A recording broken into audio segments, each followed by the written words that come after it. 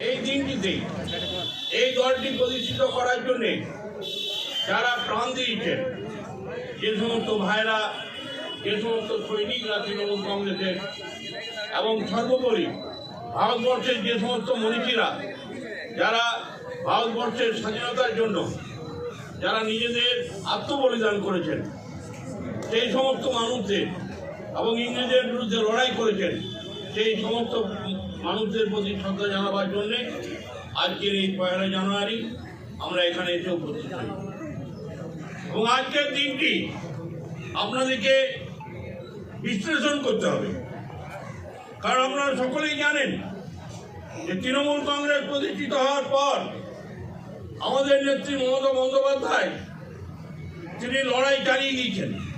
যখন কংগ্রেস ছিল সেই সময় কংগ্রেস দলে থেকে তিনি গণতন্ত্রকে প্রতিষ্ঠিত করার জন্য এবং মানুষের যে কণ্ঠরোধ, সেই কণ্ঠরোধকে মুক্ত করার জন্য এবং বাংলার মাকে পরাধীনতার শৃঙ্খল থেকে মুক্ত করে স্বাধীনতায় নিয়ে আসার জন্যে তিনি লড়াই চালিয়েছেন। এমনকি তার সারা শরীর এবং মাথার রক্ত কলকাতার রাজপথে ভেসে গিয়েছে।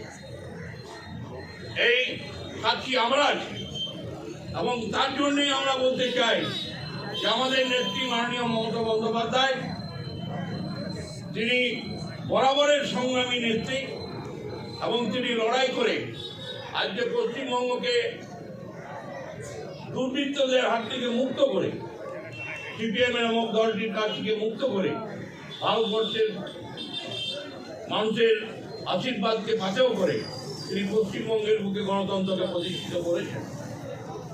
এবং শুধু করেছেন না, আপনার মুখে ভাষা ফুটিয়েছেন, আপনার স্বাধীনতা আপনি ফিরে পেয়েছেন, যে স্বাধীনতা 34 বছর ধরে শৃঙ্খলিত ছিল।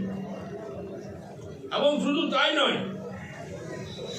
2011 সালে বাংলার মানুষ আমাদের নেত্রী মমতা বন্দ্যোপাধ্যায়কে প্রচুর ভোটে জয়ী করে, বিভিন্ন কেন্দ্র থেকে বিভিন্ন বিধায়কদের জয়ী করে পশ্চিমবঙ্গের মুখে বামারি মানুষের সরকারকে প্রতিষ্ঠিত করেছিলেন। আজকে 2021 1 জানুয়ারি এবং 2021 সালটা আমাদের কাছে অত্যন্ত গুরুত্বপূর্ণ সাল, কারণ এই 2021-এ আবার নির্বাচন হবে যে পশ্চিমবঙ্গের বুকে কে ক্ষমতায় আসবেন। একটা কথা আপনাদের কাছে বলতে চাই, যতই সম্প্রদায় হানাহানি লাগাবার চেষ্টা করুক, এক সম্প্রদায়ের মানুষের সাথে আর এক সম্প্রদায়ের মানুষের লড়াই লাগিয়ে দেওয়ার চেষ্টা করুক, এক জাতির সাথে অন্য জাতির লড়াই লাগিয়ে দেওয়ার চেষ্টা করুক, আমরা চ্যালেঞ্জ করে বলতে চাই, আমাদের মাথার উপরে আছেন আমাদের নেত্রী মাননীয় মমতা বন্দ্যোপাধ্যায়। তার আশীর্বাদকে পাথেয় করে, তার অনুপ্রেরণায় পশ্চিমবঙ্গের বুকে আমরা 2021-এর যে নির্বাচন, সেই নির্বাচনে বিপুল ভোটে জয়ী হয়ে আমরা আবার তৃতীয়বারের জন্য আমরা ক্ষমতায় আসীন থাকবো। আমাদের নেত্রী মমতা ব্যানার্জি তিনি মুখ্যমন্ত্রী থাকবেন, এর কোনো দ্বিধা নেই, এর কোনো সংশয় নেই।